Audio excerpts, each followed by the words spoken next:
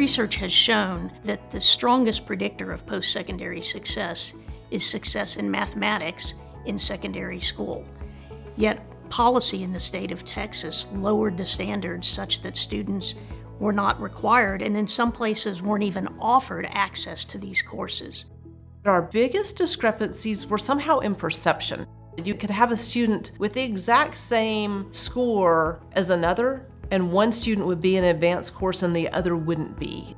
We co-created policy changes, not opting in students into advanced courses, but if they were qualified, automatically putting them in those courses and having them opt out only if they chose not to, closing the equity gap between white and black high-performing students by over 85%.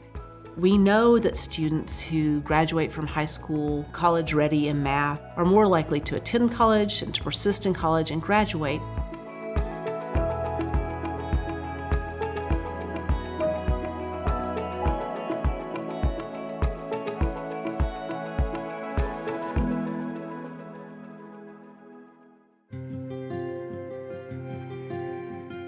I'm part of the E3 Alliance Steering Committee for Houston-Tillotson University.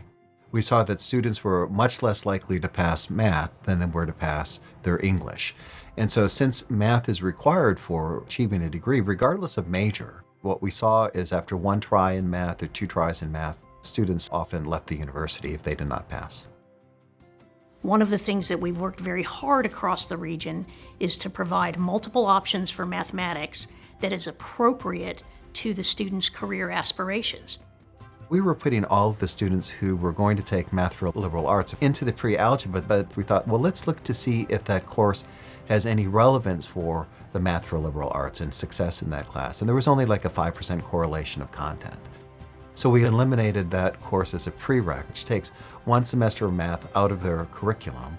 We've drastically changed the course catalog and the counseling for what courses students take. Now there is much more diversity, and not just that, much more success of freshmen in mathematics coming into Houston-Tillotson that gives them the foundation to succeed throughout their college career.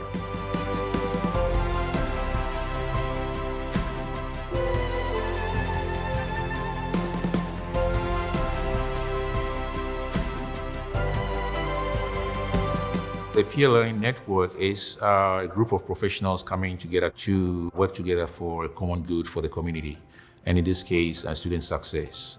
E3 Alliance brings together teachers from the high schools and working with the professors at the university. We lose quite a number of students in the first semester. We know that most of our students have low socioeconomic status, they are minorities, they are first generation in their family to go to college. And so they don't have that support from home.